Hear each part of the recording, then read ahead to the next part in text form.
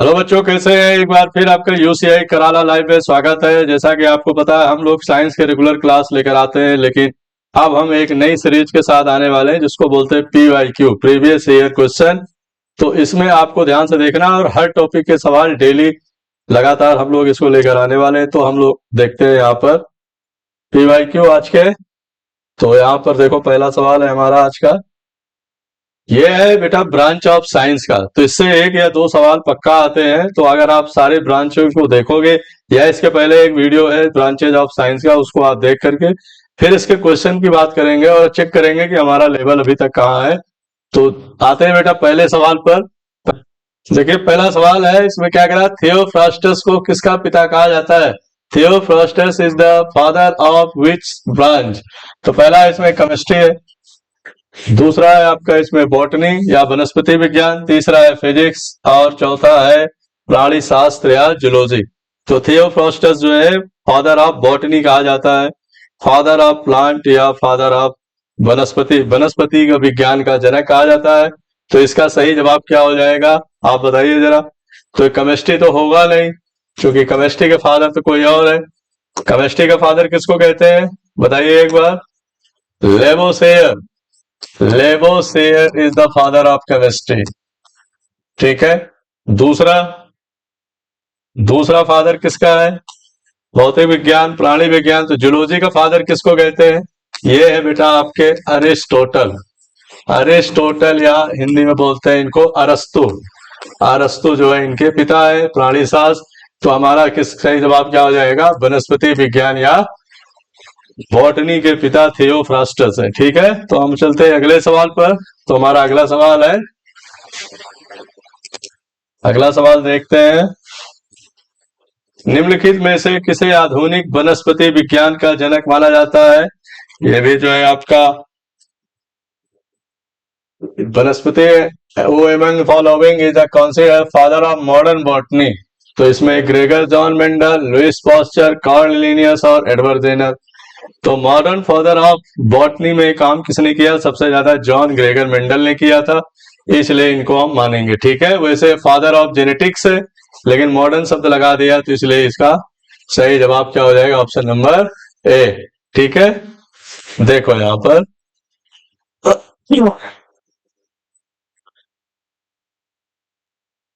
लेकिन Karl Linnaeus किसके हैं? तो father of taxonomy, father of taxonomy, वर्गीकी का पिता इनको कहा जाता है। वर्गीकी का पिता, जो हम किसी प्लांट पेड़ पौधों को हम क्लासिफाइड करते हैं, तो उसकी एक अलग ब्रांच होती है साइंस में, इसलिए कहा जाता है उसको वर्गीकी। लुइस पास्चर जो है, लुइस पास्चर ने टीका बनाया था, रेबीज का टीका, तो इसलिए वो एक अलग साइंटिस्ट हो जाते हैं। तो इसका सही जवाब हमारा ये होगा। ठीक है। तो अगले सवाल पे आते हैं। अब अगला सवाल हमारा क्या कह रहा है, मानव ज्ञान की प्रकृति, उत्पत्ति और सीमाओं के दार्शनिक अध्ययन को क्या कहा जाता है? तो दार्शनिक बात करने के लिए किसकी बात किया जाता है यहाँ पर? ये हरियाणा SSC 2021 का सवाल है बेटा। तो इसमें यह भी मेंशन किया गया है कि कौन सा सवाल किस साल में आया हुआ है। ठीक है। तो इसको बोलते हैं एपिस्टिमोलॉजी, एथिक्स, एंटोमोलॉजी, एंडो, इसमें लिखा है एंडोमोलॉजी, जबकि उसका एंटोमोलॉजी हो जाएगा। एंटोमोलॉजी, एंटोमोलॉजी क्या होता है? कीट विज्ञान होता है एंटोमोलॉजी। तो सही जवाब क्या हो जाएगा आपका? ज्ञान मीमांसा हो जाएगा। ठीक है। ज्ञान मीमांसा इज द करेक्ट आंसर। अब हम बढ़ते हैं बेटा अगले सवाल की तरफ। अगला सवाल हमारा है, निम्नलिखित में से कौन सा कीटों और मानव पर्यावरण और अन्य जीवों के साथ उसके संबंधों का अध्ययन है? इसने सेंटेंस को बढ़ा दिया है, बहुत लंबा कर दिया है। सीरियल 2022 का सवाल है। ये हमसे पूछ रहा है कि कीट के अध्ययन को क्या कहा जाता है? ठीक है। तो पहला है mycology. Mycology is study of fungus. Fungus को कहा जाता है, फंगस मतलब हो गया कवक, कवक के अध्ययन को माइकोलॉजी कहते हैं। कीट विज्ञान, तो ये हमारा देखो देखने से भी लग रहा है, कीट यहाँ लिखा है, कीट यहाँ लिखा है, तो सही जवाब क्या हो जाएगा हमारा? Option number B. और पक्षी विज्ञान या ऑर्निथोलॉजी सब लिख दिया है यहाँ पर नहीं लिखा था माइकोलॉजी को, माइकोलॉजी लिख दिया, इसलिए इसका आंसर नहीं मिल रहा था। बाकी सबका आपका और इथोलॉजी क्या होता है? मानव व्यवहार। मानव के व्यवहार के अध्ययन को हम जो है इथोलॉजी कहते हैं। लेकिन सही ऑप्शन क्या होगा कीट का? Option number B, entomology is the correct answer. ठीक है, तो अब हम अगले सवाल पे आते हैं।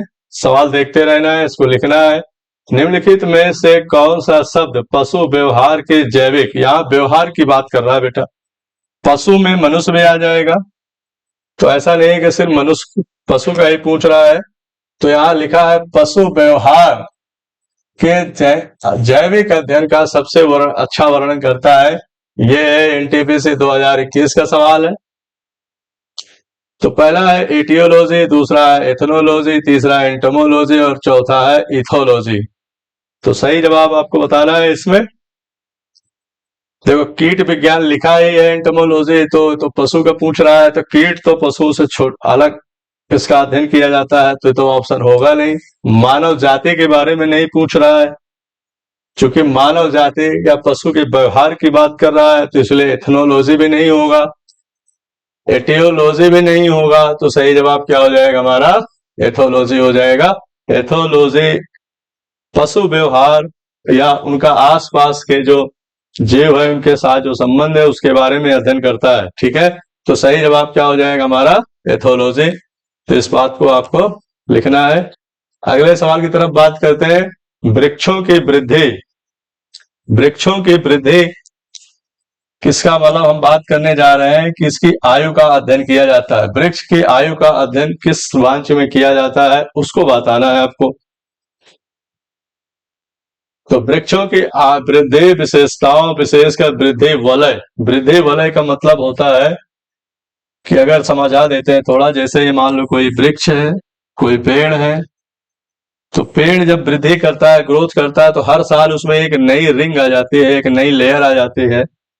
तो नई लेयर आ जाने की वजह से ऐसे है, मान लो इतना मोटा पेड़ है, अगर इसको आप ऐसे कट करोगे तो इस तरीके की इसमें बहुत सारी रिंग मिल जाती हैं, जिसको हम वलय बोलते हैं हिंदी में, अंग्रेजी में रिंग बोलते हैं। एक साल में एक रिंग बनती है तो इसको बोलते हैं एनुअल रिंग।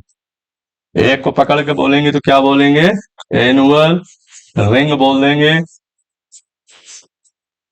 वार्षिक वलय, वार्षिक वलय का मतलब एक साल में एक बार वो रिंग, नई रिंग आ जाती है, इसलिए कह रहा है वृक्षों की वृद्धि, विशेषकर वृद्धि वलयों के विश्लेषण द्वारा विगत जलवायु और जलवायु घटनाओं के अभिलेखों के निर्माण से संबंधित कौन सी ब्रांच है? सीजीएल 2022। देख रहे हैं सवाल को कैसे घुमा फिरा के पूछ रहा है।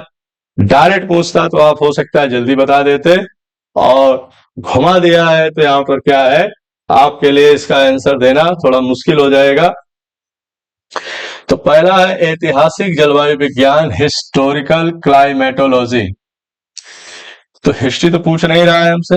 भू जलवायु विज्ञान, जियो क्लाइमेटोलॉजी, वृक्ष वलय कालक्रम, ट्री रिंग क्रोनोलॉजी और बायो क्लाइमेटोलॉजी, जैव जलवायु विज्ञान। तो ये जैव जलवायु विज्ञान होगा नहीं, भूजल होगा नहीं, ऐतिहासिक होगा नहीं, वृक्ष वलय कालक्रम, ट्री रिंग क्रोनोलॉजी, यहाँ हम रिंग की बात कर रहे हैं। रिंग कब बनता है? एक साल में एक बनता है, इसको बोलते हैं एनुअल रिंग या वार्षिक वलय। जितने साल का पेड़ होगा उतनी इसमें रिंग बनती है। इसी से हम पता कर पाते हैं कि पेड़ हमारा कितने साल पुराना है, पेड़ की आयु का पता लगाया जाता है। ठीक है, तो इसका सही जवाब क्या होगा? वृक्ष वलय कालक्रम। ठीक है बेटा, तो मुझे उम्मीद है आप सारे लोगों के बाद 6 नंबर क्वेश्चन तक आपको याद हो गया होगा, समझ आ गया होगा। अगले ब्रांच की बात करते हैं हम। अगले ब्रांच हमारे है निम्नलिखित में से किस भारत, मतलब किसे भारत में, इसका सही जवाब होगा किसे भारत में, एक मिनट देखते हैं आप, किसे भारत में, मतलब इंडिया की बात कर रहा है, यहाँ होगा किसे भारत में पारिस्थितिकी के जनक के रूप में जाना जाता है। हरियाणा SSC 2021 का सवाल है। डॉक्टर स्वामीनाथन, स्वामीनाथन है नहीं इसका सही जवाब, क्योंकि MS स्वामीनाथन को क्या कहा जाता है जरा बताइए कमेंट में आप लोग लिखकर। MS Swaminathan father of green revolution. Father of green revolution, हरित क्रांति का जनक कहा जाता है। क्या कहते हैं? हरित क्रांति का जनक। तो हरित क्रांति का जनक फादर ऑफ रिवॉल्यूशन किसके है? Green revolution, M S Swaminathan. तो ये सही जवाब नहीं होगा। एस एल बहुगुणा, सुंदरलाल बहुगुणा, ये चिपको आंदोलन से संबंधित है। तो चिपको आंदोलन से संबंधित होने के कारण हमसे पूछ क्या रहा है? इकोलॉजी या पारिस्थितिकी का पिता, तो ये भी ऐसा नहीं होगा। चार्ल्स डार्विन का संबंध जीवों के विकास कैसे होता है, डेवलपमेंट कैसा होता है, उससे है। तो इसका संबंध किससे है? इवोल्यूशन से है। इवोल्यूशन मतलब खुद विकास से संबंधित है। तो ये भी सही जवाब नहीं होगा। तो हमारे पास एक ही ऑप्शन बचता है, जो कि किसमें है? Option number D, doctor Ramdev Mishra is the father of Indian ecology. ठीक है। सवाल कहाँ का पूछा गया है? एसएससी हरियाणा 2021। देख रहे हैं, इतने हाई लेवल के सवाल हैं, आपको इसमें ध्यान देना है।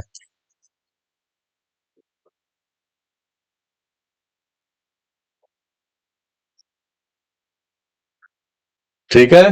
तो हमें उम्मीद है आपको समझ आया होगा। इसमें 4 ब्रांचेज हैं, 4 लोगों के बारे में जानकारी दी गई है। अब बात करते हैं अगली ब्रांच हमारे विज्ञान की वो शाखा है जिसका उद्देश्य मानव जनसंख्या और आनुवांशिक गुणवत्ता में सुधार करना। इसका क्या मतलब है कि अगर आनुवांशिक लक्षणों में सुधार कर दिया जाए तो सुधार करने के बाद अगले आने वाली जो जनरेशन है, पीढ़ी है, उसमें सुधार किया जा सकता है। इससे जो कमियां पहले पीढ़ी में रही होंगी वो अगले आने वाली पीढ़ी में सुधार किया जा सकता है। तो उसे कैसे कैसे किया जा सकता है? एक तो अच्छा पालन पोषण खान पान से कर सकते हैं, अच्छी शिक्षा से कर सकते हैं। दूसरा, अच्छा वातावरण देकर भी मनुष्य की जाति हो या किसी पशु की जाति हो, किसी और जीव की कोई भी जाति हो, उसको सुधारा जा सकता है। तो हमसे पूछ रहा है कि विज्ञान की वह कौन सी शाखा है जिसमें हम जीवों के अंदर सुधार देखते हैं या देखना चाहते हैं। तो उस ब्रांच का नाम हमको यहाँ पर बताना है। और ये भी जो है एनटीपीसी 2021 का सवाल है।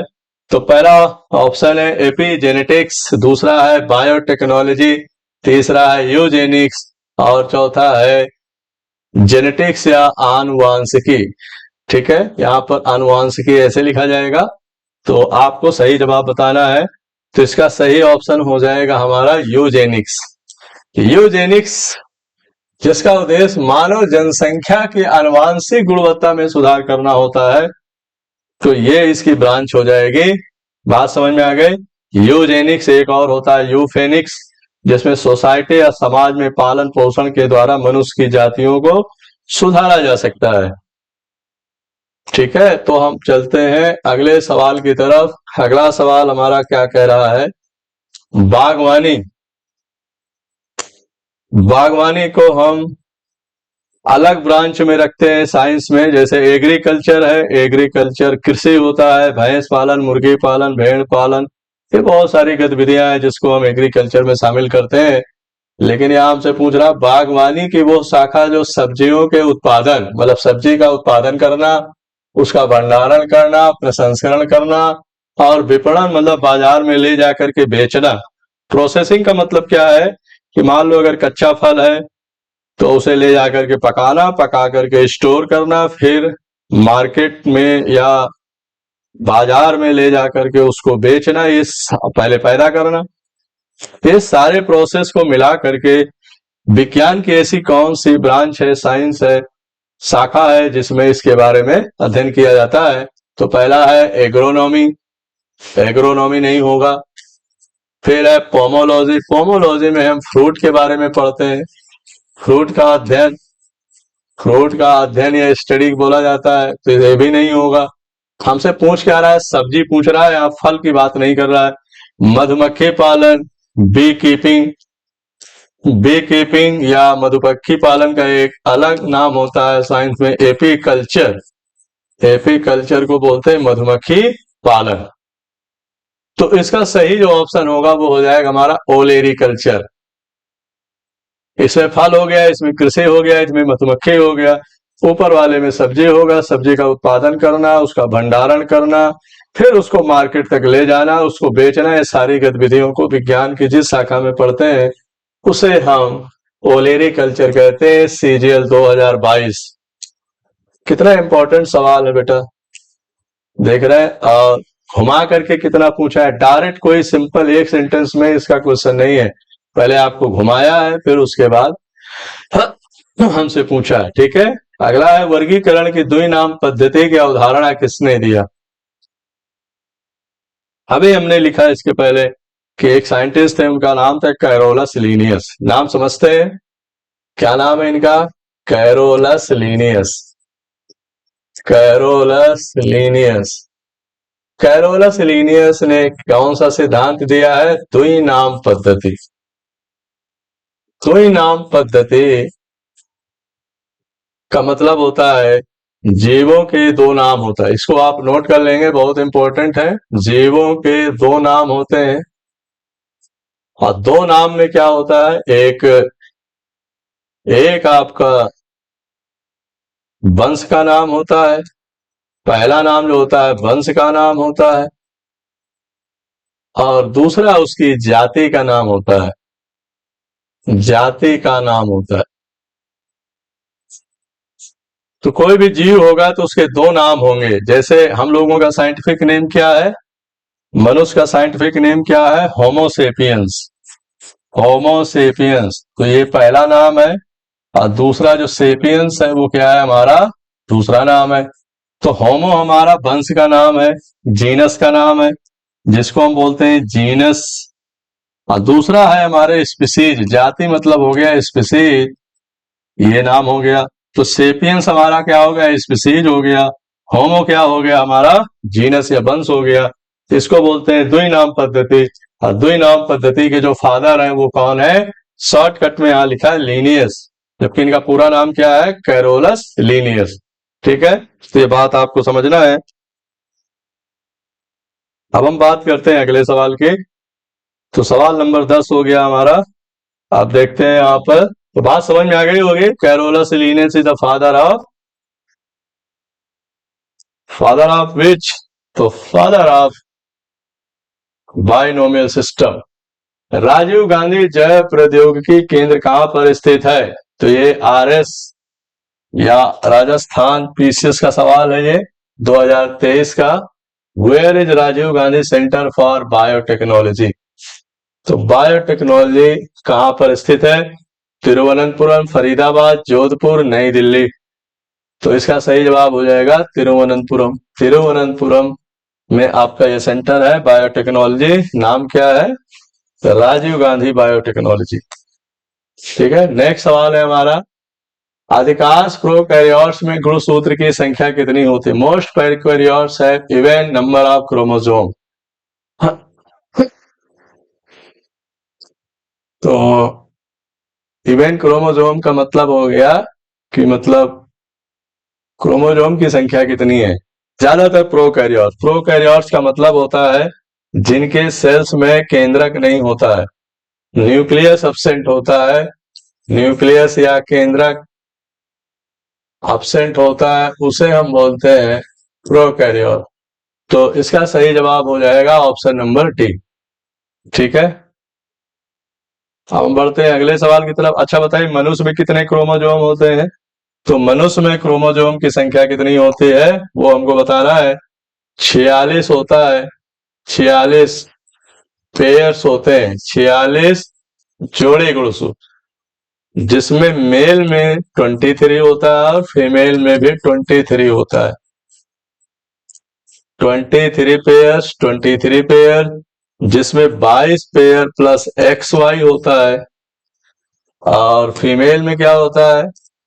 22 जोड़ी प्लस एक्स एक्स होता है। तो 22 जोड़ी गुणसूत्र एक जैसे होते हैं जो एक्स एक्स होता है, और जो पुरुषों में एक्स वाई होता है वो अलग होता है। इसी वजह से सारे मेल और फीमेल में सारे लक्षण अलग अलग होते हैं। तो टोटल 46 जोड़ी, पेयर्स का मतलब हो गया 46 जोड़ी गुणसूत्र, जिसमें मेल में 23 जोड़े, फीमेल में 23 जोड़ी, लेकिन 22 जोड़ी जो गुणसूत्र मेल में है और फीमेल में है, ये एक जैसे होते हैं। इनको हम ऑटोसोम बोलते हैं। जो 22 गुणसूत्र होते हैं इसको ऑटोसोम कहते हैं। एक्स वाले को क्या कहते हैं? हेट्रोसोम कहते हैं। तो दो प्रकार के गुणसूत्र हो गए, तो इस बात को हमें ध्यान रखना है। अब हम आगे बढ़ते हैं। संगठन के स्तर पर और उसके उदाहरण के संबंध में निम्नलिखित में से कौन सा युग्म गलत है? सीरियल 22-24 का सवाल है। पिछले सवाल ही आया ये पूछा है कि किसका शरीर किस स्तर का होता है। तो शरीर जो है दो कई स्तर का होता है। एक कोशिकीय स्तर का होता है, एक टिश्यू स्तर का होता है या ऊतक स्तर का, एक होता है ऑर्गन स्तर का होता है, ऑर्गन लेवल, एक होता है ऑर्गन सिस्टम। जैसे हम लोगों का शरीर है, मनुष्य का शरीर है, वो ऑर्गन सिस्टम लेवल का होता है। हमारे बॉडी में ऑर्गन है और ऑर्गन सिस्टम है। किसी भी काम को करने के लिए सिस्टम है, जैसे डाइजेस्टिव सिस्टम, रेस्पिरेटरी श्वसन तंत्र, प्रजनन तंत्र और कंकाल तंत्र, तंत्रिका तंत्र, बहुत सारे सिस्टम है। तो हमारा बॉडी जो है ऑर्गन सिस्टम लेवल का है। तो ये पूछ रहा है कि जैसे अमीबा है, अमीबा में तो डाइजेस्टिव सिस्टम होता नहीं है अलग से, नर्वस सिस्टम भी नहीं है अलग से। तो उनका जो बॉडी होता है वो कोशिका के स्तर का होता है, मतलब सेल का लेवल का होता है। शरीर उनका भी है लेकिन वो उसका लेवल पूछ रहा है, उसका संगठन पूछ रहा है। तो पूछ रहा है कि इसमें कौन सा गलत है। तो देख रहे हैं, following pair is incorrect regarding the level of organisation and its example. तो देख रहे हैं 24 का सवाल है। सवाल का लेवल बहुत अच्छा है। चलो हम देखते हैं। कोशिकीय स्तर संगठन, सेलुलर लेवल ऑर्गेनाइजेशन, साइकोप। साइकोप एक जीव होता है, ये भी क्या है? सही नहीं है। कोशिका द्रव्य स्तर संगठन, पैरामीशियम, तो ये सही है। साइटोप्लाज्मिक लेवल ऑर्गन मतलब अमीबा, पैरामीशियम, यूग्लिना। यहां देखें, जो इसमें एग्जांपल आ जाएगा पैरामीशियम के साथ, उसमें अमीबा भी आ जाएगा, चूंकि अमीबा और पैरामीशियम एक ही ग्रुप के जीव हैं। पैरामीशियम और यूग्लिना, इन तीनों का अगर नाम आता है तो ये भी क्या है? सही है। ठीक है। कोशिका, ऊतक स्तर, जेलीफिश, सेल टिश्यू लेवल, तो ये भी सही है, मतलब ये तो बात सही है। ऊतक अंग स्वर संगठन, यूप्लेक्टेला, तो ऊतक अंग या टिश्यू और ऑर्गन लिखा हुआ है।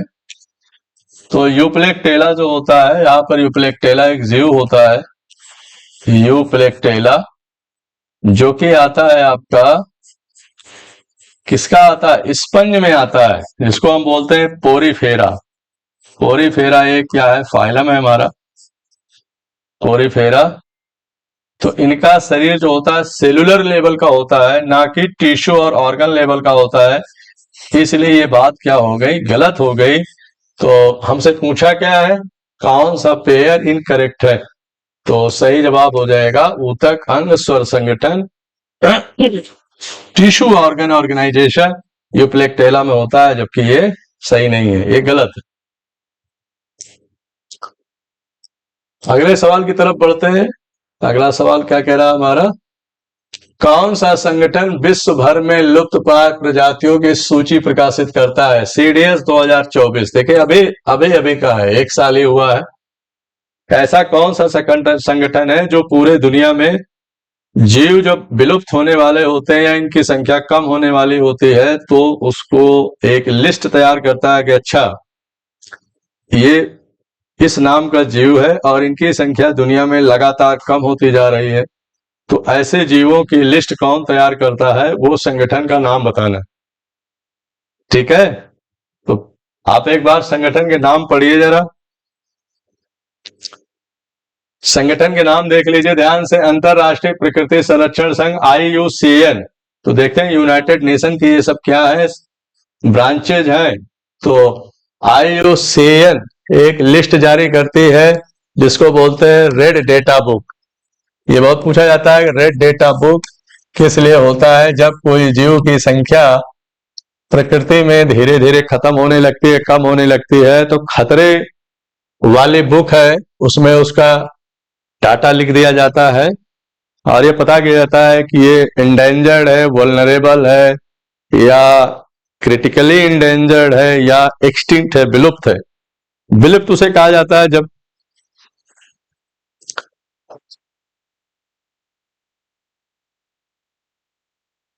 ठीक है। तो आपके ये सारे जो है देखना है लिस्ट संगठन।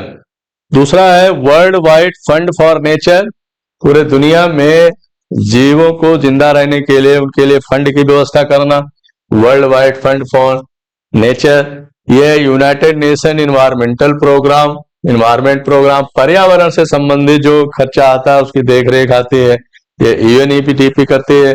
अगला है संयुक्त राष्ट्र विकास कार्यक्रम, UNDP, United Nation development programme, तो ये इसका करता है। जैसे करता है ना ह्यूमन डेवलपमेंट रिपोर्ट, मानव विकास कार्यक्रम जो जारी करता है वो यूएनडीपी करता है। पर्यावरण संबंधी जो बातें होती है वो यूएनईपी करता है। और जितने भी जीव हैं उनके लिए जो फंड की व्यवस्था करती है, उनके एम्प्लॉय का जो चयन करती है, उसका जो खर्चा आता है पूरा वो WWF करती है। लेकिन रेड डेटा बुक या लुप्त प्राय प्रजातियों की सूची जो प्रकाशित करती है उसका नाम क्या है? IUCN, जिसको बोलते हैं international union for conservation of nature. ठीक है, तो इसका सही जवाब क्या हो जाएगा? IUCN हो जाएगा, ध्यान रखना। लेटेस्ट सवाल है ये 2024 का। तो सारे संगठन को देखना है और उसके काम को देखना है, कौन सा संगठन क्या कार्य कर रहा है। वे जीव जो उच्च लवण सांद्रता वाले आवासों को पसंद करते हैं उन्हें कहा जाता है। ये 2023 का सवाल है एनडीए कि मतलब ऐसे पौधे जो खारे पानी के आसपास रहना पसंद करते हैं उनको क्या कहा जाता है। जैसे अगर अमूमन जहां हम जिस एरिया में रहते हैं, अगर वहां पर नमक की मात्रा बढ़ा दिया जाए पेड़ों के जड़ के नीचे, तो वो पेड़ क्या होगा? सूख जाएगा, क्योंकि नमक क्या होगा? उसके शरीर का सारा पानी खींच लेगा और वो पौधा खड़े खड़े क्या होगा? सूख जाएगा। आपको पता भी नहीं चलेगा ऐसा क्यों हो गया। लेकिन ये ऐसे पौधे हैं जो नमक वाली जगह पर रहना ही पसंद करते हैं। तो ऐसे पौधों को क्या कहा जाता है, ये सवाल का मतलब है, हमसे जो सवाल पूछ रहा है। पहला है एल्कलीफाइल्स, क्षार प्रेमी, कैल्सीफ्यूज, और हेलोफाइल्स और माइट्रोफाइल्स। तो कैल्सीफ्यूज का मतलब होता है कैल्शियम पसंद करते हैं। एल्कलीफ्यूज का मतलब होता है कि क्षार मतलब बेसिक, और हेलोफाइल्स का मतलब हो गया सॉल्ट। सॉल्ट मतलब आप कह सकते हैं नमक वाली जगह पर रहना पसंद करते हैं। नमकीन पानी में, नमकीन मिट्टी में जो पौधे रहना पसंद करते हैं उनको हम हेलोफाइल कहे जाते हैं। और यहाँ पर लवण कहा जा रहा है, तो लवण किसको कहते हैं? नमक को ही कहते हैं। तो हमारा सही जवाब क्या होगा? हेलोफाइल्स। तो हेलोफाइल कैसे पौधे होते हैं? जो नमक वाली जगह पर रहना पसंद करते हैं और वहां पर ग्रो करते हैं, उनके लिए कोई समस्या नहीं होती नमक से। आम, अमरूद, बरगद, पीपल, अगर ऐसे पौधों को नमक वाली जगह पर कर दिया जाए तो क्या होगा? ये पौधे सूख जाएंगे। गेहूं, चावल, इनकी खेती नमक वाले मिट्टी में नहीं किया जा सकता है। अब देखो SSC CHSL का सवाल है, 24 का ही सवाल है ये। क्या करा? बासी और नम रोटी पर रुई जैसी वृद्धि को क्या कहते हैं? रोटी हो, अचार हो, ब्रेड हो, कोई भी चीज हो खाने पीने की, अगर उसे आप खुला छोड़ देते हैं तो कुछ समय के बाद क्या होता है? उस रोटी पर व्हाइट कलर के पाउडर जैसा या रुई जैसी ग्रोथ आ जाती है, वृद्धि आ जाती है। तो पूछ रहा है उसको क्या कहा जाता है? तो उसको हम क्या कहते हैं? फंगस या फंगी कहते हैं। तो जवाब तो हमारा यही हो गया सही। तो सही जवाब क्या हो गया हमारा? फंगस या एल्गी। तो ऐसा नहीं है कि बासी और नम रोटी, यहाँ पर आप अचार भी लिख सकते हैं, डबल रोटी, कोई और चीज है जिसमें नमी होती है उस पर व्हाइट कलर का फंगस आ जाता है। लाइकेन होगा नहीं, लाइकेन अलग चीज है। शैवाल को हम एल्गी या काई कहते हैं, जो हरे रंग का होता है, व्हाइट नहीं होता है। बैक्टीरिया भी नहीं होगा, तो सही जवाब हमारा क्या होगा? कवक या फंजाई हो जाएगा। ठीक है, चलो वे जीव जो 1 से 16 डिग्री सेल्सियस के तापमान परिसर में सबसे अच्छे से विकसित होते हैं उन्हें क्या कहा जाता है? जो बहुत हाइट, ये उत्तराखंड पीसीएस का है, 2024 का सवाल है ये।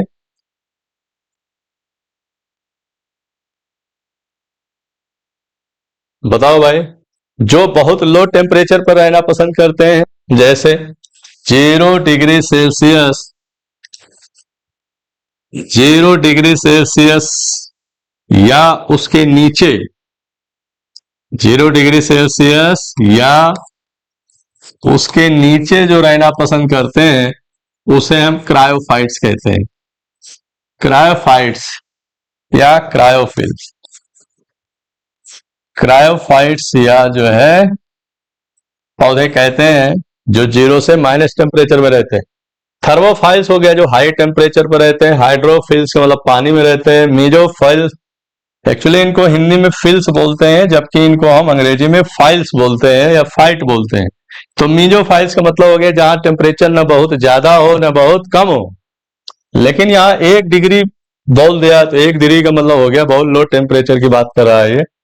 तो मीजोफाइल नहीं होगा, हाइड्रोफाइल भी नहीं होगा, थर्मोफाइल भी नहीं होगा, तो ये हो जाएगा आपका साइक्रोफाइल्स। ठीक है, सही जवाब ये हो जाएगा।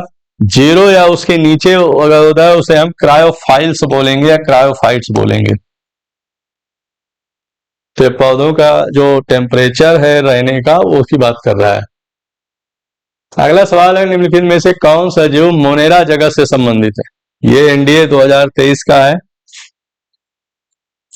मोनेरा का मतलब होता है जिसके अंदर न्यूक्लियस नहीं पाया जाता है, केंद्रक नहीं होता है।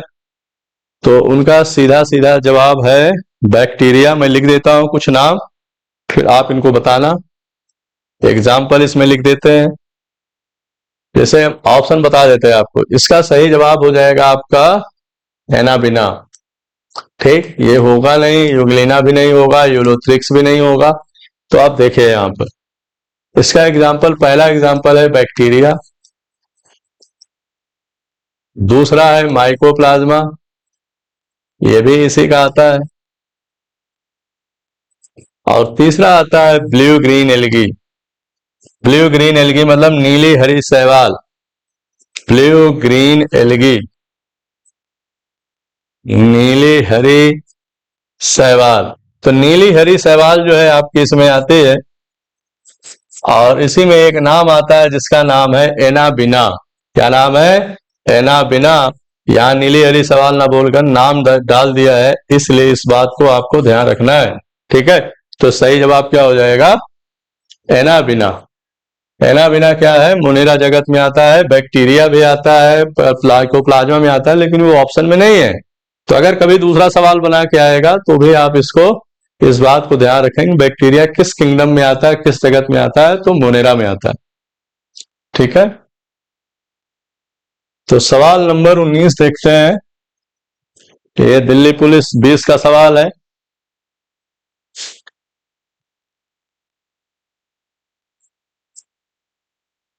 क्या कह रहा है? निम्नलिखित में से किसमें जल के संवहन के लिए विशिष्ट ऊतक नहीं होता है? विशिष्ट ऊतक का मतलब होता है जिसमें जाइलम और फ्लोएम नहीं होता। आपको पता है अगर कोई पौधा है, जैसे मान लो ये कोई पौधा है, तो इस पौधे के अंदर जल, पानी और भोजन दोनों की सप्लाई के लिए अलग अलग प्रकार के टिश्यू होते हैं। तो उन टिश्यू को जल जिससे जाता है उसको हम जाइलम कहते हैं, भोजन जिससे जाता है उसको हम फ्लोएम कहते हैं। तो वो कह रहा है कि विशिष्ट ऊतक नहीं होता है, इसका मतलब विशिष्ट ऊतक का मतलब जाइलम और फ्लोएम नहीं पाए जाते हैं। तो आपको इस पौधे को पहचानना है। हाइपोमिया ग्रास, ग्रास में तो होता है भाई, पैपिओडेलम इसमें भी होता है, फ्यूनेरिया, तो इसका सही जवाब क्या हो जाएगा? फ्यूनेरिया हो जाएगा। इस बात को आपको ध्यान रखना है। ठीक है, तो ये भी हम क्लास में इसको और आगे डिस्कस करेंगे जब प्लांट किंगडम आएगा तब, कि पौधे दो तरीके के होते हैं, एक वेस्कुलर प्लांट होते हैं, नॉन वेस्कुलर। वेस्कुलर वो होते हैं जिसमें जाइलम फ्लोएम होता है, जैसे आम, महुआ, बरगद, पीपल, ये जितनी फसलें होती हैं, गेहूं, धान, मक्का, बाजरा, जौ, जई। और बाकी जो नॉन वेस्कुलर प्लांट है जिसमें जाइलम फ्लोएम नहीं होता है, उसको हम जैसे एल्गी हो गया, फंजाई हो गया, ब्रायोफाइटा हो गया, इस तरह छोटे क्लास के जो पौधे होते हैं वो नॉन वेस्कुलर होते हैं, उसमें जाइलम फ्लोएम नहीं पाया जाता। ठीक है, इस बात को नोट करना, पौधे दो तरीके के होते हैं। अब फिर आ गया, देखो ये सवाल, ब्रेड मोल्ड राइजोपस। राइजोपस का नाम जो सुना होगा आपने, जो रोटी पर व्हाइट व्हाइट कलर का हो जाता है उसी को राइजोपस कहते हैं। ये 2021 का 11 का सवाल है, ये कह रहा राइजोपस, राइजोपस को हम ब्रेड मोल्ड कहते हैं क्योंकि ये उगता ही ब्रेड पर।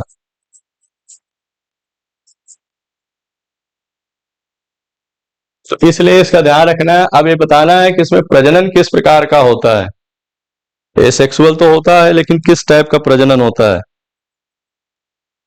ठीक है, हाँ तो देखिए, जो रोटी पर लग जाता है व्हाइट कलर का उसे हम राइजोपस कहते हैं। राइजोपस देख लिया आपने, कभी देखना रोटी लेकर के अंधेरे में रख देना, तो 3 दिन के बाद उसमें व्हाइट व्हाइट कलर का आ जाएगा, उसे आप क्या नाम दे देंगे, राइजोपस या ब्रेड मोल्ड।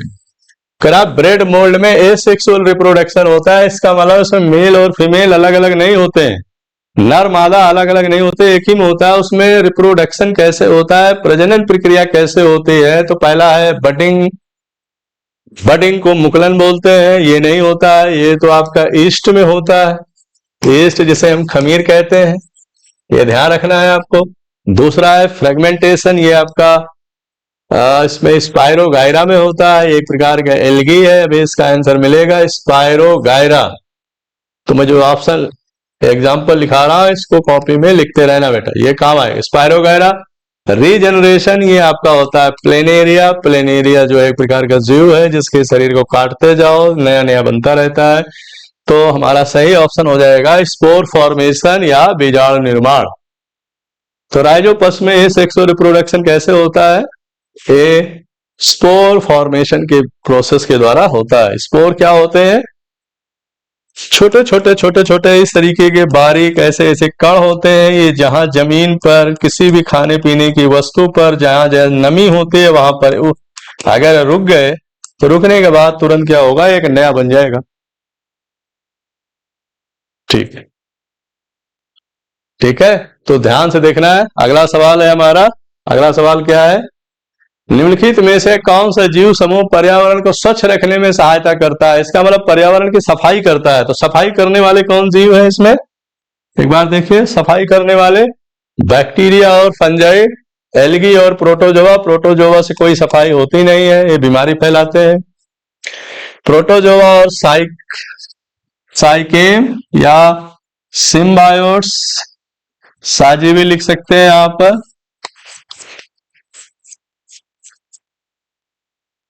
ठीक है, सवाल और लाइकेन इससे भी नहीं होगा, तो एल्गी और बैक्टीरिया और फंगस। क्यों, बैक्टीरिया जहां पर आएंगे उसको सड़ा गला के नष्ट कर देते। जैसे मान लो कोई जानवर है मर गया, अगर उस पर बैक्टीरिया इन्फेक्शन करेगा 4-5 दिन हफ्ते दरबे के बाद वो जीव क्या होगा, सड़ के खत्म हो जाएगा। फंगस, कोई रोटी है डबल रोटी है, अगर उस पर फंगस लग गया तो भी सड़ गल के क्या होगा, खत्म हो जाए। तो एक तरीके का पर्यावरण को साफ करने में मदद करते हैं ये, इस बात को ध्यान देना है। अगला सवाल है हमारा, निम्नलिखित में से कौन सा जीवाणु फलीदार पौधों की जड़ ग्रंथिकाओं के निर्माण से संबंधित है। फलीदार पौधे कौन कौन से होते हैं, जैसे दाल वाली फसलें। तो फली अगर बोला जाए तो इसका मतलब दाल, दाल में क्या हो गया, अरहर, उड़द, चना, राजमा, इनमें दाल निकलते हैं इसका छिलका हटाने पर। मूंग, ये सब दाल वाली फसलें हैं। तो दाल वाली फसलें होती हैं, इनकी जड़ में एक बैक्टीरिया पाया जाता है और उस बैक्टीरिया में एक गांठ पाई जाती है।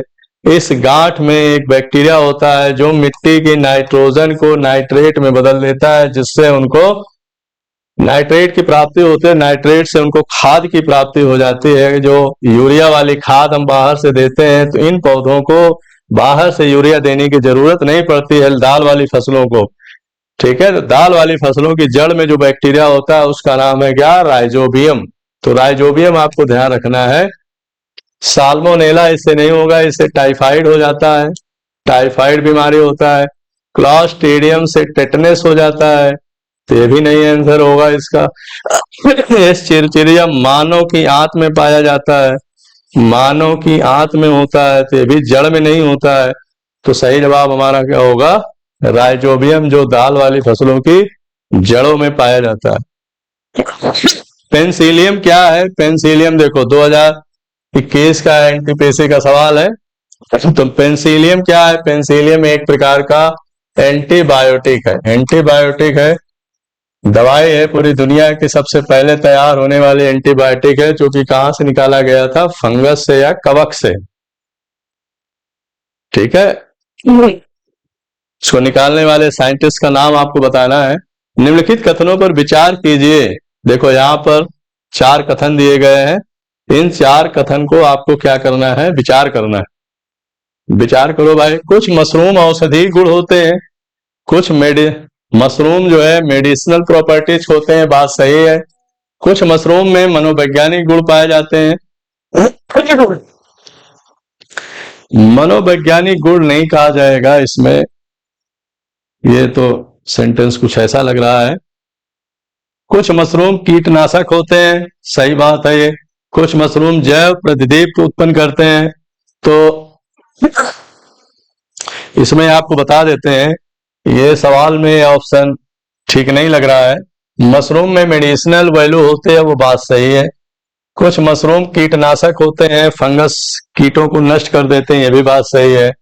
तो कुछ मशरूम में बायोफ्लोरेसेंस पाया जाता है, ये भी सही है। तो आपका 1, 3, 4, तो हम इसमें एक नया ऑप्शन बना देते हैं। ठीक है, 1, 3 और 4, इसको आप जो है क्या करिए, कट कर दीजिए। ठीक है, क्योंकि वो ऑप्शन 2 जो है इसमें ठीक नहीं बैठ रहा है। ठीक है, अब अगला सवाल है हमारा, खमीर जिसका उपयोग ब्रेड बनाने के लिए किया जाता है किस श्रेणी का है। सीडीएस 2022 का सवाल है। खमीर जिसको हम ईस्ट कहते हैं, इसमें मुकुलन द्वारा होता है, और ये ईस्ट या खमीर किस कैटेगरी में आता है, ये हमको बताना है। तो अभी हमने बात किया, खमीर जो है एक प्रकार का क्या है, फंगस है, कवक है, जिसका उपयोग शराब बनाने में, डबल रोटी बनाने में उपयोग में लाया जाता है। ठीक है, तो अब हम देखते हैं अगला सवाल है हमारा, निम्नलिखित में से किस जीव समूह में खाद्य पदार्थ शरीर के बाहर टूटकर अवशोषित हो जाता है। देखो सवाल को कैसे घुमाया है इसने। खाद्य पदार्थ का मतलब होता है, पूछ रहा है कि जैसे फंगस है, फंगस अपना खाना कैसे लेते हैं। जैसे रोटी है, इस रोटी पर फंगस लग गया मान लो, अब फंगस लगेगा तो फंगस जो है कैसे, जो है फंगस मान लो व्हाइट कलर का है, ये अपना खाना कैसे लेगा। इस रोटी में क्या मिलता है, ग्लूकोज मिलता है। अब ग्लूकोज कैसे खाएगा, तो पहले ग्लूकोज को क्या करेगा, तोड़ देगा छोटे छोटे टुकड़ों में।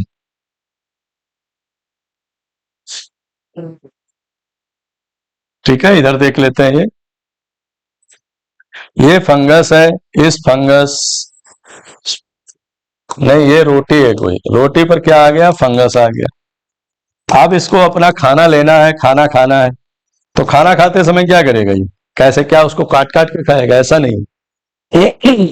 ये मशरूम होते हैं, इसके अंदर कुछ ऐसे सेल्स होती हैं जो इस ग्लूकोज को क्या करेगा, तोड़ देगा। जो इसके अंदर रोटी के अंदर ग्लूकोज है उसको ब्रेक कर देगा, और इसी के अंदर चूसकांग होते हैं, उसी से ग्लूकोज क्या करेगा, खींच लेगा ऊपर। तो जिससे इनकी ग्रोथ होती रहती है। सवाल हमसे यही पूछ रहा है, किस जीव समूह में खाद्य पदार्थ शरीर के बाहर ठीक टूट जाता है, अवशोषित हो जाए। जैसे हमारे शरीर में खाने का अवशोषण बाहर नहीं होता, पहले अंदर जाएगा, पेट में जाएगा, फिर छोटी आंत में जाएगा, फिर उसका अवशोषण होगा, फिर हमारे ब्लड में जाएगा, फिर वो हमारे काम आएगा। तो इस तरीके के जीवों का समूह कौन सा है, ये हमको बताना है यहाँ पर। ठीक, तो ऐसी प्रॉपर्टीज फंगस में पाई जाती है, मशरूम या फफूंदी में पाए जाते हैं। तो आप ढूंढे जरा, मशरूम, अमीबा, हरे पौधे, ये नहीं होगा। कैसर्टा, फीता क्रीम, जू, इसमें भी नहीं होगा। जू तो खून चूसती है, तो जो खाना अंदर जाएगा उसको शरीर के अंदर टूटेगा। पैरामीशियम अमीबा, अमीबा भी खाना अंदर ले जाता है, शरीर के बाहर नहीं होता है। तो ये भी ऑप्शन गलत है। सही ऑप्शन क्या हो जाएगा? Option number A. जितने मशरूम होते हैं उनका अंदर इसी तरीके खाना लेने का क्वालिटी होता है। क्लेमाइडोमोनास जैसे एक कोष की शैवाल पानी में रहते हैं, श्वसन के लिए ऑक्सीजन कैसे लेते हैं? देखो 2021 का सवाल है, ग्रुप डी। अब यहां पर समझना है, क्लेमाइडोमोनास एक प्रकार का एल्गी है। एल्गी मतलब शैवाल है, शैवाल मतलब काई है। तो काई कहाँ रहता है? पानी में रहता है। तो वो कह रहा पानी में घुली हुई ऑक्सीजन को कैसे लेता है, कैसे ग्रहण करता है, ये हमसे सवाल पूछ रहा है। श्वसन के लिए ऑक्सीजन कैसे लेता है? तो पहला, उनसे गैसों को अंदर लेने के लिए छोटे छोटे छिद्र होते हैं। नहीं, छोटे छोटे छेद नहीं होते हैं। शैवाल तो इतना खुद ही छोटा होता है कि आंखों से नहीं दिखता है, तो छेद कहां से होगा? तो ये सवाल नहीं है। ये अवायवीय श्वसन द्वारा जीवित रहते हैं? नहीं, ये प्रकाश संश्लेषण के माध्यम से विकसित ऑक्सीजन को अपनी रिक्तिका में संग्रहित करते हैं। ऐसा भी सही नहीं है। तो इसके अंदर अमीबा की तरह जो विधि होती है, वे अमीबा की तरह विसरण विधि द्वारा यहां पर घुली हुई ऑक्सीजन लिखा जाएगा, घुली ऑक्सीजन को अवशोषित करते हैं। जैसे अमीबा कैसे करता? अमीबा जैसे ये है, अमीबा के अंदर न्यूक्लियस है। अब मान लो ये पानी में है, पानी में है, पानी में क्या है? ऑक्सीजन है। तो इसको अपनी शरीर के सतह से क्या करता है? ऑक्सीजन अंदर ले लेगा और कार्बन डाइऑक्साइड क्या करेगा? ऐसे बाहर निकाल देगा। तो एल्गी या शैवाल जिसका नाम दिया गया क्लेमाइडोमोनास, ये भी इसी तरीके से सांस लेता है। तो इसका सही ऑप्शन हो जाएगा ऑप्शन नंबर डी। ठीक है, अगले सवाल पर चलते हैं। लिटमस एक प्रसिद्ध अम्ल क्षार सूचक है। एनडीए 24 का सवाल है, देखो लेटेस्ट सवाल है। लिटमस एक प्रकार का पेपर होता है, उस पर अगर एसिड डालोगे तो उसका कलर चेंज हो जाएगा, बेस डालोगे तो कलर चेंज हो जाएगा। वो कह रहा है लिटमस जो है कहां से प्राप्त किया जाता है, किस जीवों से? तो लिटमस जो प्राप्त किया जाता है वो लाइकेन से प्राप्त किया जाता है। ठीक, जैसे मान लो कोई एसिड है, कोई केमिकल है जिसका व्यवहार अम्लीय है, कोई ऐसा पदार्थ है जिसका व्यवहार क्षारीय है। तो क्षारीय में क्या होता है? क्षारीय में क्या होता है? अगर कोई लाल पदार्थ है, रेड लिटमस को किसमें कन्वर्ट कर देता है? ब्लू में कर देता है। तो बोलेंगे बेस, ऐसा पदार्थ क्षारीय है। वहीं अगर ब्लू लिटमस, नीले रंग का लिटमस अगर ब्लू का रेड में अगर कन्वर्जन हो जाता है तो वो जो पदार्थ है वो क्या है? अम्ल है। तो ये जो प्रॉपर्टी पाई जाती है वो लिटमस पेपर में पाई जाती है। लिटमस पेपर कहां से निकाला जाता है? लाइकेन से निकाला जाता है, इस बात ध्यान रखें। ठीक है, आते हैं हम अगले सवाल पर। निम्नलिखित युग्मों पर विचार कीजिए। भाई हमारे पास इतने विकल्प है, हमें क्या करना है? इस पर विचार करना है। और ये सवाल सब पढ़ा हुआ सवाल है, ये 24 में आया हुआ सवाल है। ये प्लेनेरिया, इसका नाम होगा प्लेनेरिया। तो कह रहा प्लेनेरिया में बडिंग होता है? नहीं, प्लेनेरिया में रीजनरेशन होता है। तो ये ऑप्शन क्या है? गलत है। स्पाइरोगायरा फिजन होता है, विखंडन होता है, ये भी सही है। अमीबा में रीजनरेशन होता है, अंग्रेजी वाला, तो ये भी गलत है, ये गलत है। ईस्ट में बडिंग, एक मिनट, पूछ क्या रहा है हमसे? ऊपर दिए गए कितने जोड़े या कितने युग में सही सुमेलित हैं? अच्छा, तो केवल एक सही है, केवल दो सही है, केवल तीन सही है, सभी जोड़े क्या है? सही है। तो ईस्ट में क्या होता है? बडिंग द्वारा हो गई। ठीक है, तो इसमें ये हमको देखना है। तो ये ऑप्शन जो है थोड़ा सा मैं आपको इसमें बता देता हूं। अमीबा में फिजन होता है। अमीबा में क्या होता है? फिजन होता है, बाइनरी फिजन होता है। स्पाइरोगायरा में फ्रेगमेंटेशन होता है। फ्रेगमेंटेशन मतलब ये भी फिजन का ही एक टाइप है, उसमें टूट जाता है। प्लेनेरिया में रीजनरेशन होता है।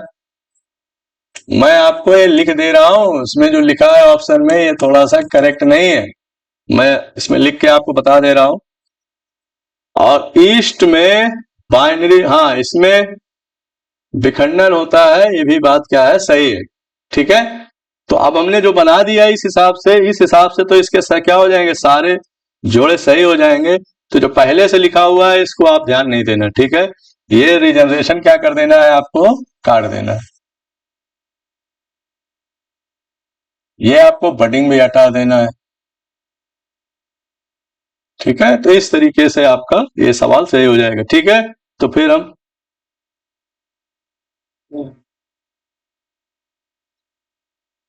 हाँ, फिर हम अगले सवाल पर आते हैं। अगला सवाल हमारा ये है सवाल नंबर 30।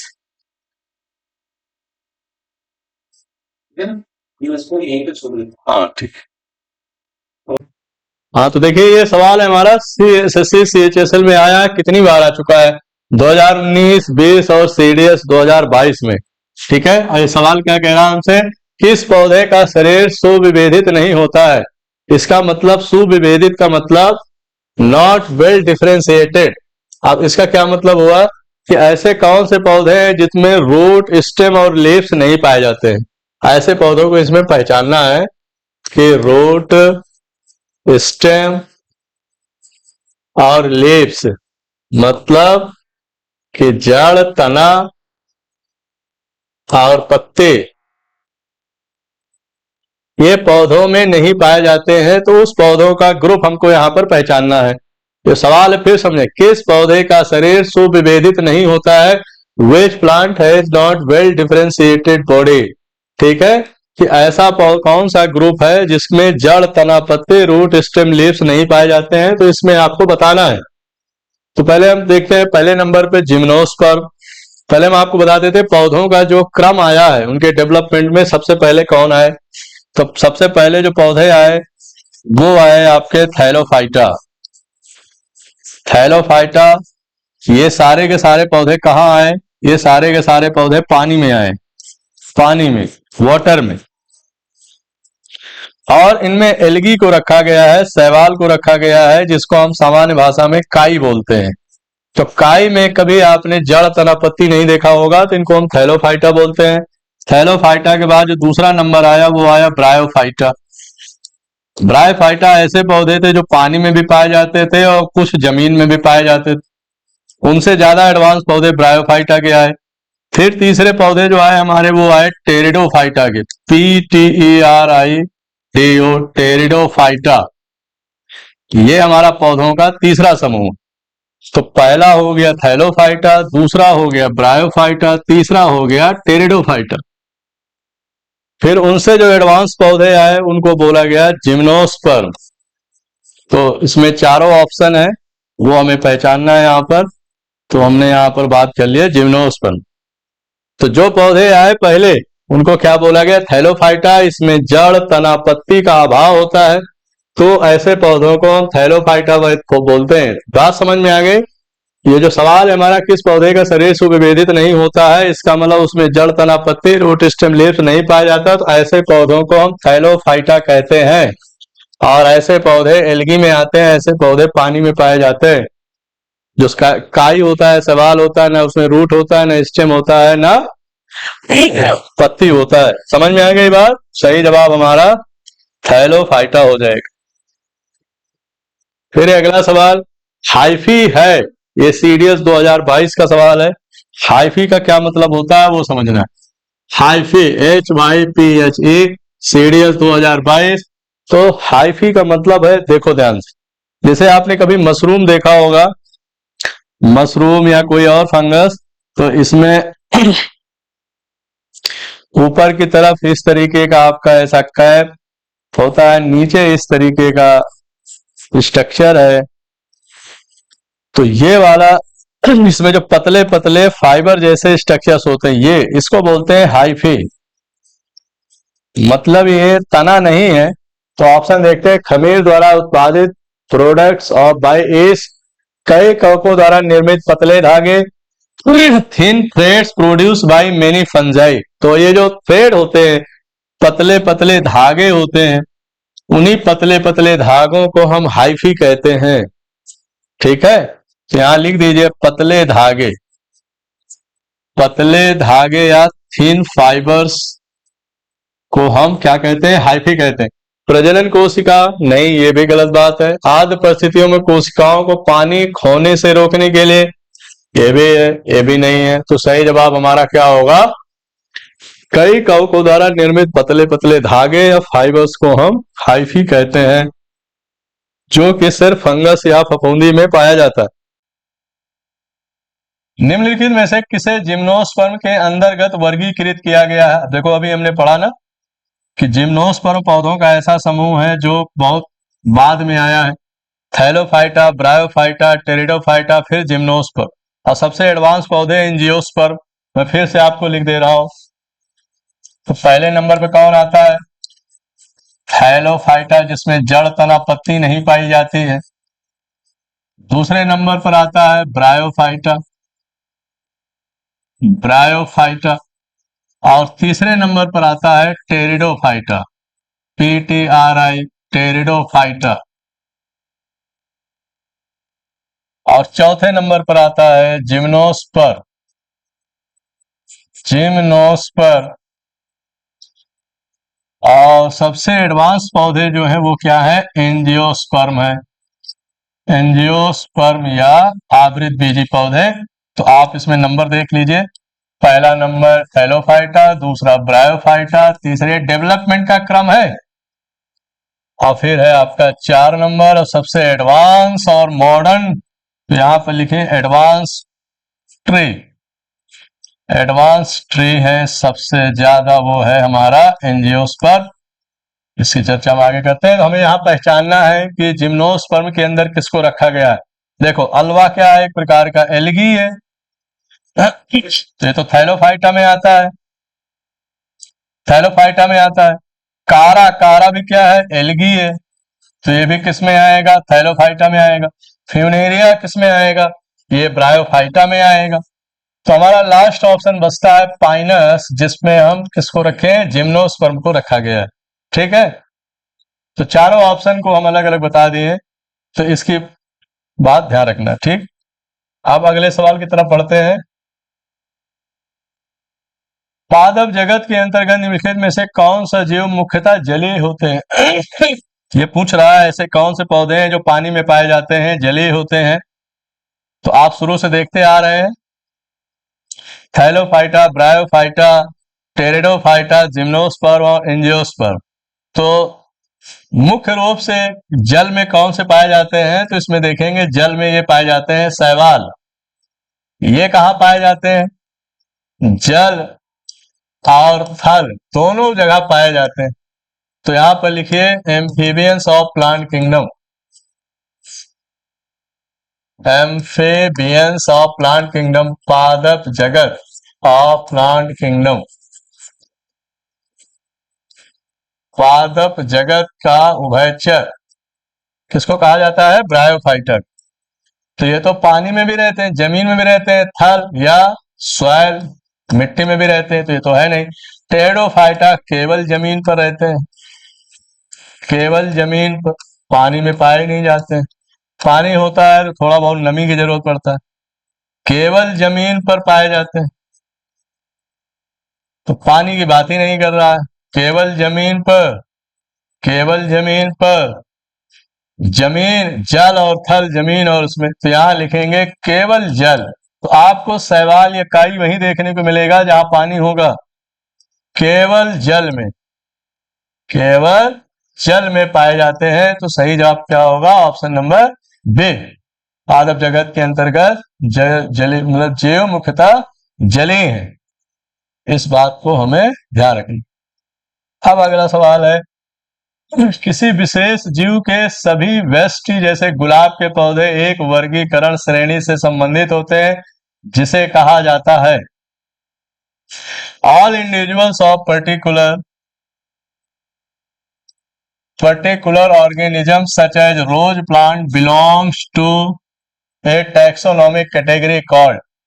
ये सीडीएस 2020 का सवाल है, देखें तो उसे क्या कहते हैं? स्पीसीज कहते हैं, जीनस कहते हैं, फैमिली कहते हैं, ऑर्डर कहते हैं। तो उसको जीनस कहा जाता है या वंश कहा जाता है। ठीक है, ये हमारा क्लासिफिकेशन का ऑर्डर होता है। तो जो टैक्सोनॉमी में हम इसे बहुत डिटेल में पढ़ते हैं। अगला सवाल है, निम्नलिखित में से कौन रात में कार्बन डाइऑक्साइड लेता है? एक मध्यवर्ती तैयार करता है जो दिन के दौरान क्लोरोफिल द्वारा अवशोषित ऊर्जा द्वारा कार्य करता है। तो ये कह रहा है रात में कार्बन डाइऑक्साइड कौन से पौधे लेते हैं? तो रेगिस्तानी पौधे लेते हैं, इस बात को ध्यान रखना है। ठीक है, नीली हरी सवाल नहीं होगा, ऑप्शन नंबर क्या होगा? डी। ठीक है, इस तरीके से हमने देखा यहाँ पर हमारे ये इंट्रोडक्शन वाले चैप्टर में 35 सवाल हो गए। तो आप इसे देखना और नोट भी बनाना है इसके। फिर हम नेक्स्ट सीरीज पर जब दूसरे आएगा, किसी दूसरे टॉपिक को लेकर आएंगे, तो आप 35 सवाल करेंगे। और ये ऐसे सवाल हैं जो किसी न किसी एग्जाम में पूछे गए हैं, ऐसा नहीं है कि फालतू के सवाल है। देखो, ये ग्रुप डी 2022 का है, कोई एनटीपीसी का है, कोई रेलवे का है, कोई सीजीएल का है, कोई सीएचएसएल का है। तो वेरी वेरी इंपॉर्टेंट क्वेश्चन की सीरीज है और ये पीवाई की सीरीज आपकी लगातार चलती रहेगी। तो आप इसको देखें और जो इसमें और इम्प्रूवमेंट की बात है वो हमें आप शेयर करें, बताएं। तब तक के लिए थैंक यू।